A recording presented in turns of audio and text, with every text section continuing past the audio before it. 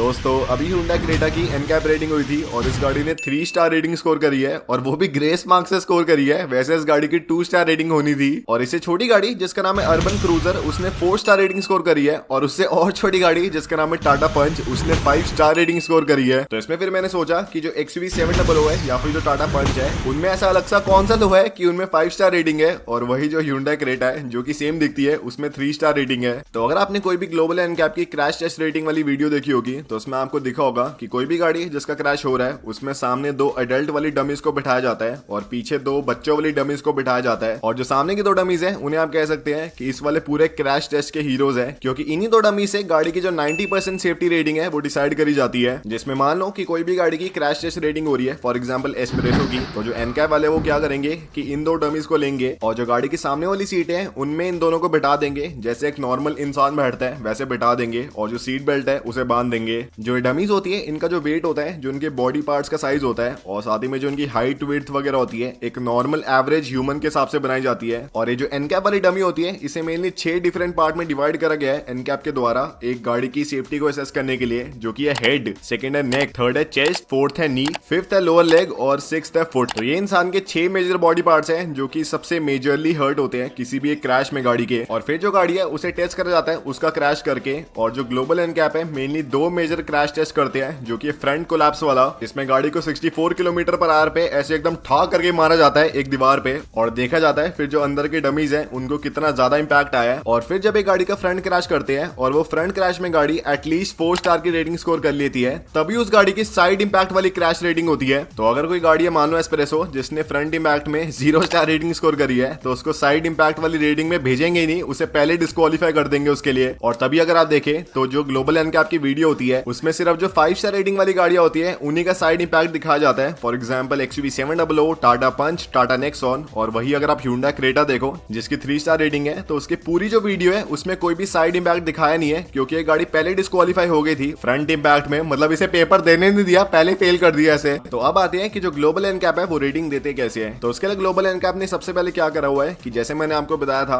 कि जो डमी है उसकी बॉडी को 6 डिफरेंट पार्ट में डिवाइड करा हुआ है असेसमेंट के लिए। और ये जो 6 डिफरेंट पार्ट है उनमें कितनी जोर का इंपैक्ट आया है उसके लिए डिफरेंट डिफरेंट क्राइटेरिया सेट करे हुए हैं। कि फॉर एग्जांपल जो हेड है उसके लिए जो क्राइटेरिया सेट करा हुआ है उसका नाम है HIC15 या फिर हेड इंजरी क्राइटेरिया 15, जिसमें देखा जाता है कि क्रैश के 15 मिली सेकेंड में जब हेड कॉन्टैक्ट में आता है एयर बैग के तो उस वाले क्रैश में जो हेड है उसमें कितना इंपैक्ट आया 15 मिली सेकेंड में। और इसकी जो वैल्यू है ऐसा काफी वेरिएंस वाली होती है, जिसमें अगर 700 के ऊपर की वैल्यू आ गई तो उसका मतलब कि काफी ज्यादा चांस है कि आपका सर फूट जाएगा, और अगर 500 के नीचे है तो मतलब आपका जो सर है एकदम सेफ रहने वाला है। फिर जो गर्दन है या फिर नेक है और उसमें देखा जाता है कि जो नेक है उसमें कितनी टेंशन प्रोड्यूस हो रही है जब एक क्रैश हो रहा है। और ये टेंशन वो वाली टेंशन नहीं है जो कि आपको होती है जब आपकी 12वीं का एग्जाम हो रहा होता है, वो वाली टेंशन नहीं, टेंशन मतलब फिजिक्स वाली टेंशन, और एक किलो न्यूटन में मेजर करी जाती है। फिर जो चेस्ट है उसमें देखा जाता है कि जो चेस्ट है उसमें कितनी कंप्रेशन आई है जब इंपैक्ट हुआ है, और अगर जो कंप्रेशन है 22 मिलीमीटर से कम की होती है तो बहुत ही बढ़िया, गाड़ी बहुत ही सेफ है, और 42 मिलीमीटर के ऊपर होती है तो मतलब बहुत ही बेकार, आपकी चेस्ट फूटने वाली है इस गाड़ी में क्रैश के बाद। फिर जो नीज है उसमें देखा जाता है कि जो नीज है उसमें कितनी कंप्रेशन आई है जब क्रैश हुआ है, और अगर जो कंप्रेशन है वो 6 मिलीमीटर के आसपास का होता है बहुत ही बढ़िया, गाड़ी बहुत ही सेफ है। और वही अगर 15 मिलीमीटर के ऊपर होता है या फिर उसके आसपास होता है तो बहुत ही बेकार, आपके घुटने भी टूटने वाले हैं। और लास्ट में फुट, जिसमें क्या करते हैं ग्लोबल NCAP वाले कि जो डमी का पैर है उसे एक्सीलेटर वाले पेडल पे रख देते हैं, और जब फिर क्रैश होता है देखते हैं कि जो वो पैर है पेडल से कितना दूर या फिर कितना डिस्प्लेस हो गया है। और अगर जो डिस्प्लेसमेंट है 100 मिलीमीटर के आसपास की होती है बहुत ही बढ़िया है, लेकिन वही अगर जो डिस्प्लेसमेंट है 200 मिलीमीटर के पार होती है या फिर उसके आसपास होती है तो बहुत ही बेकार है, आपका पैर भी टूटने वाला है क्रैश के बाद। और फिर ये सारे असेसमेंट करने के बाद ये जो सारे बॉडी पार्ट्स हैं इनके लिए डिफरेंट डिफरेंट पॉइंट दिए जाते हैं गाड़ी को,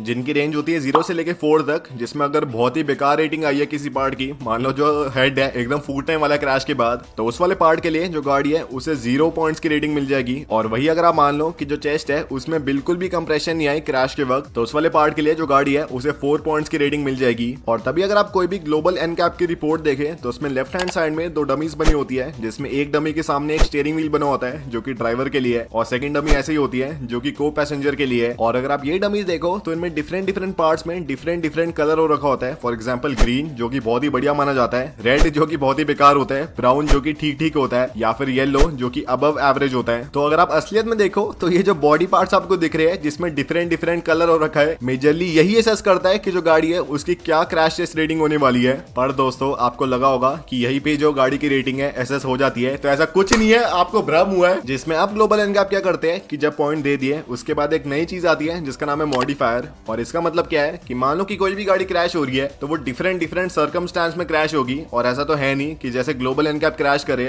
वैसे एग्जैक्टली होगी। और वही जो हर एक बंदा है जो कि इस गाड़ी में होगा एक क्रैश के वक्त, उसका बॉडी स्ट्रक्चर भी डिफरेंट होगा। कोई ऐसे बहुत ही मोटा सा हो सकता है डॉक्टर हाथी की तरह, कोई ऐसे बहुत ही पतला सा हो सकता है नोबिता की तरह।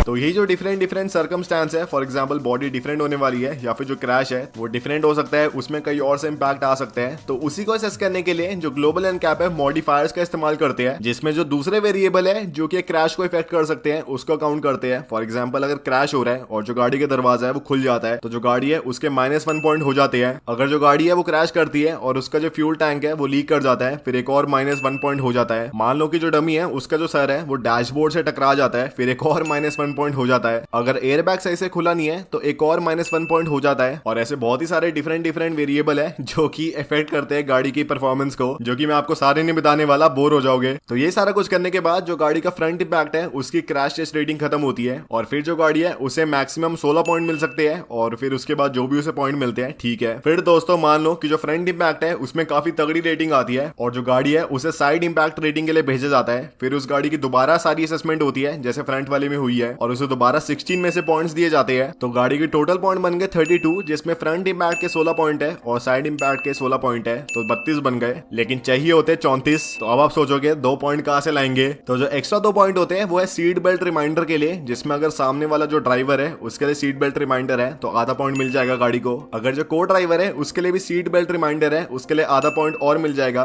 और अगर जो पीछे के ऑक्यूपेंट है उनके लिए भी सीट बेल्ट रिमाइंडर है तो 1 पॉइंट और मिल जाएगा। टोटल में 2 हो गए। तो अब जो गाड़ी है पूरा उसका पेपर खत्म होता है, वाइवा प्रैक्टिकल वगैरह सब हो चुका है। और जो ये सारे पेपर थे इन सबको मिला के जो गाड़ी के टोटल मार्क्स आ सकते हैं मैक्सिमम वो 34 है। और अगर ऐसे बहुत ही डफर सी गाड़ी होगी तो उसके 0 भी आ सकते हैं। और फिर जो ये वाले मार्क्स होते हैं इनके बेसिस पे जो गाड़ी है उसे स्टार रेटिंग दी जाती है, जिसमें अगर गाड़ी के 0 मार्क्स है मतलब कुछ भी नहीं करके आई, फॉर एग्जाम्पल एस्प्रेसो, तो उसे 0 स्टार रेटिंग मिलने वाली है। अगर गाड़ी के मिनिमम 4 मार्क्स है 34 में से तो उसे 1 स्टार रेटिंग मिलने वाली है। अगर गाड़ी के 10 मार्क्स है 34 में से तो उसे 2 स्टार रेटिंग मिलने वाली है। अगर गाड़ी के 16 मार्क्स है 34 में से तो उसे 3 स्टार रेटिंग मिलने वाली है। अगर गाड़ी के 22 मार्क्स है 34 में से तो उसे 4 स्टार रेटिंग मिलने वाली है। और अगर गाड़ी के 27 मार्क्स है 34 में से तो उसे 5 स्टार रेटिंग मिलने वाली है, द अल्टीमेट रेटिंग। पर आप सोचोगे कि जो ग्लोबल एनकैप की क्रैश टेस्ट रिपोर्ट होती है उसमें 17 लिखा होता है मैक्सिमम, तो तू 34 कैसे बोल रहा है। तो 34 का हाफ क्या होता है 34 का हाफ होता है 17, जिसमें मान लो कि 34 में से 4 मार्क्स चाहिए एक 1 स्टार रेटिंग के लिए, तो 17 में से 2 मार्क्स चाहिए होंगे एक 1 स्टार रेटिंग के लिए, बस बाकी सब कुछ सेम है।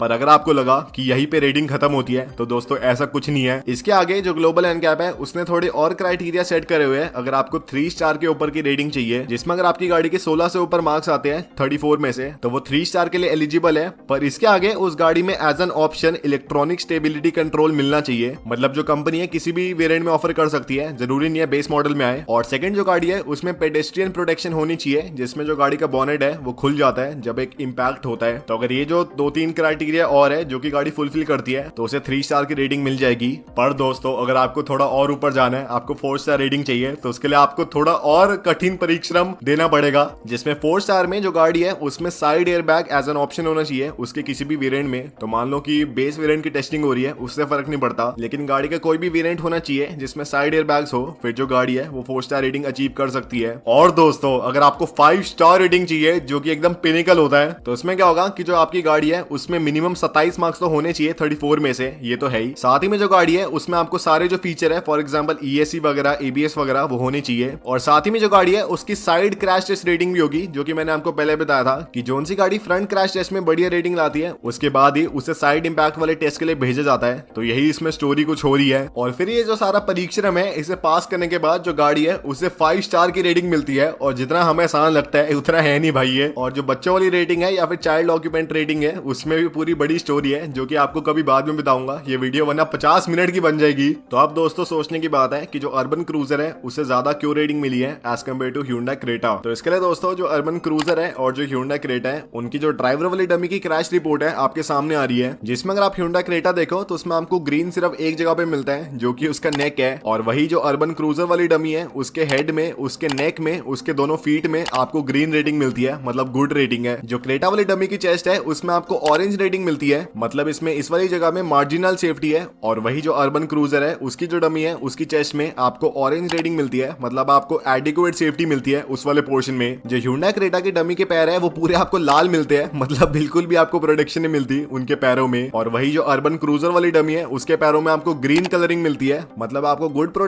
मिलती है अर्बन क्रूजर में अगर आप बैठे हैं आपके पैरों में। तो दोस्तों यही डिफरेंस है अगर आप कंपेयर करें दोनों कार्स को, और इसी की वजह से जो ह्यूंडई क्रेटा है उसको 3 स्टार रेटिंग मिली है, वो भी बेयरली। और जो अर्बन क्रूजर है उसको 4 स्टार रेटिंग मिली है, जो कि वो डिजर्व करती है। फिर दोस्तों मैं आपको एक और चित्र दिखाता हूँ जो कि आपका दिमाग फाड़ देगा, जिसमें ह्यूंडई क्रेटा और XUV700 की जो डमीज है उनकी रिपोर्ट आ रही है। जिसमें अगर आप ह्यूंडई क्रेटा देखें तो उसमें आपको सिर्फ 3 बॉडी पार्ट में, जो कि हेड है, नेक है और जो राइट वाली लोअर लेग है, उसमें आपको सिर्फ एडिक्वेट से ऊपर प्रोटेक्शन मिलती है। और वही जो XUV700 है उसमें आपको हर एक बॉडी पार्ट में आपको गुड प्रोटेक्शन मिलती है और सिर्फ 2 पार्ट्स में आपको एडिक्वेट प्रोटेक्शन मिलती है। तो देख रहे हो कितना ज्यादा डिफरेंस है दोनों कार्स में, भाई दिमाग फाड़ने वाली बात है ये। तो हम ना मजाक में लेते हैं XUV700 या टाटा पंच की 5 स्टार रेटिंग, भाई सच में फर्क है दोनों कार्स में। और आपको ह्यूंडई क्रेटा और सेल्टोस की भी रेटिंग कंपेयर करके दिखा देता हूँ, जिसमें अगर आप ऊपर से देखें दोनों गाड़ियों की एक्जैक्टली सेम रेटिंग है, लेकिन जो सेल्टोस है उसमें आपके पैर थोड़े ज्यादा सेफ है as compare to Hyundai Creta, और तभी उसकी 8.03 की रेटिंग थी, इसकी 8.0 की रेटिंग है। तो जो ह्यूंडई क्रेटा है वो सेल्टोस से भी ज्यादा अनसेफ है।